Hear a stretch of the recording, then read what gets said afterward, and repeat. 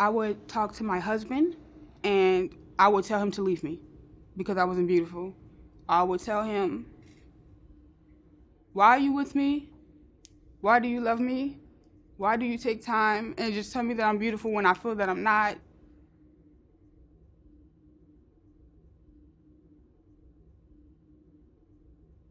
When I first found out I had lupus, I felt like the world was going to end because it was just like, here goes this rash appearing on your skin. I didn't love myself.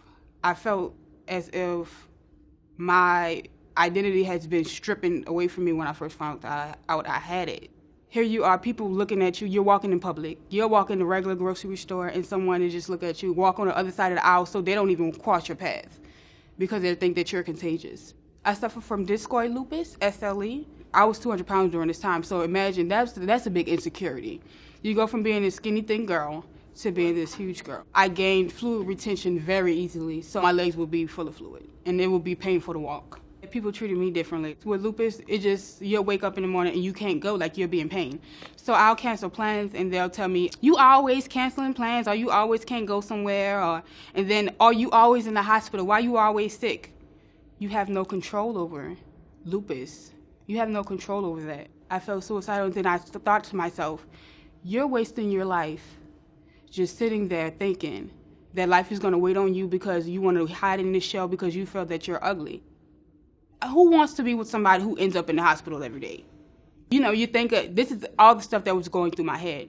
I would be the wife to tell him, like, I don't need you to walk away. I just need you to tell me I'm beautiful. Like, just sit there and make me glow. And he's like, I'm making you glow. You're just not receiving it.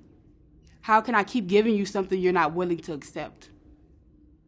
And that caused me and him to get in friction of frustration of arguments. It's not very attractive to be with somebody who's not attracted to their self. Like, he'd get moments where he'd just walk away. I was sitting in the hospital bed, and my doctor had just told me, he was like, you got to do chemotherapy. And I said, well, what does the chemotherapy do? And he said, it pulls out your hair, and it will change your skin. And I told him, I said, well, I started crying to him, and I said, well, I already feel ugly. What do you want me to do? And he said, well, if you're going to continue to act like you don't love yourself, you're going to constantly end up in this hospital bed.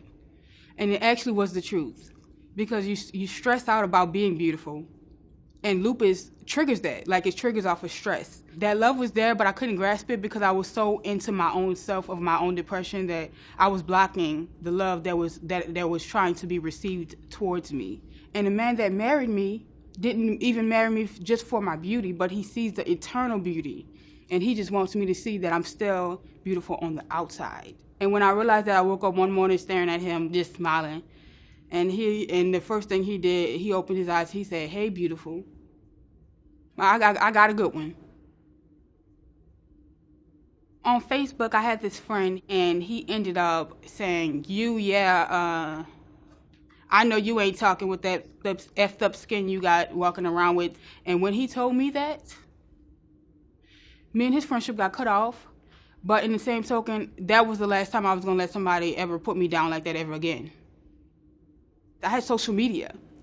My platform helped me inspire so many beautiful people.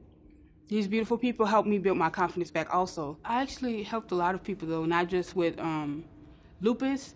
I didn't help someone with psoriasis. She felt unbeautiful. So I would write her these little quotes. I would send her some of my poems. I would draw. I like to draw like flowers and cartoons. So I draw like a Florida leaf flower in New Orleans. And then I started to draw like the Hawaiian flowers around it. And then I draw this face within the leaves. This face is in the leaves because it's saying that you're trying to find your beauty. But it's sitting right there, you're just not noticing it. That's you hiding. When are you gonna blossom? When are you gonna glow? And 2 weeks later, she told me, she was like, hey, I wore a tank top today and I felt so beautiful. She made me cry a little bit because I was like, oh, I actually influenced someone. I was watching Creed and someone said, hey, they circled it and they snapshot it and sent it to me. Michael B. Jordan, he commented on my Instagram and he was like, hey, beautiful, keep pushing, you still got this. I screamed in the hospital. My nurse was putting my medicine in my arm and she was like, oh, did I hurt you? Did the IV blast? And I was like, girl, Michael B. Jordan, comment on my page. Michael B. Jordan, comment on my page. Those people motivate me. Those people lead me to having this confidence, even when I didn't have it in myself. So this platform is just a platform to tell women that they could still be beautiful no matter what skin they're in, no matter what color, no matter what blemishes. Lupus made me love myself even more. Now I feel the most beautiful and most strong when I'm sick in the hospital. For you to get any better or feel, you have to fight it. And to fight what, you have to be strong. And so in that moment, I do become strong. And I do become beautiful because I'm sitting there like, okay, girl, we about to fight this. I'll be in the hospital bed trying to comb my hair and do my makeup. And makeup as far as just putting on lipstick. So I like the doctors to look at me when they walk in the room. You know what I'm saying? I'm a little sexy, little caramel vanilla swirl. So I'm just kidding. It's just a little thing that I do. I always apply lipstick or Carmex to my lips. How is lupus supposed to look? How is beauty supposed to look? What is effed up? What is not effed up? Standards of beauty, social image. Society has an image that they feel that we should portray. You guys are beautiful. Beautiful in your own skin, beautiful internally. Love yourself. So if somebody call you ugly, apply it. Just be like, oh, I'm not ugly. You know what I'm saying? You walk with a sass. You walk with that sass, honey. You better sizzle. You better let it burn. When you walk, you better smell a fire from your footsteps. Because guess what? You are beautiful. And nobody should make you feel unbeautiful. Beauty does not have a time limit. And it doesn't have a time limit it takes for you to find it. You just have to have that patience to find it. So have the patience, lady, because it's coming. It's coming. Don't give up.